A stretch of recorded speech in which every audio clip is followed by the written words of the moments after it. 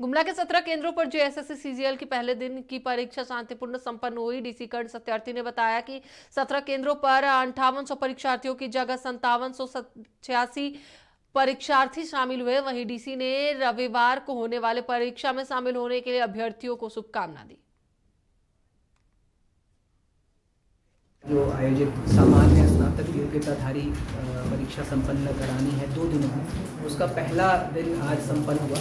कुल 17 परीक्षा केंद्रों में ये परीक्षा का आयोजन किया गया। सभी जगह पे static magistrate, patrolling magistrate, observer और अच्छी संख्या में पुलिस के जवान और पदाधिकारी को तैनात किए गए थे, ताकि सिक्योरिटी रिलेटेड जो कोई भी इशू हो उससे आश्वस्त हो लिया जाए। तो सभी 17 सेंटर्स में 5820 अभ्यर्थियों को भाग लेना था, जिसमें से पहली 2 पारियों में 2898 अभ्यर्थियों ने भाग लिया और तीसरी पाली में 2888 अभ्यर्थी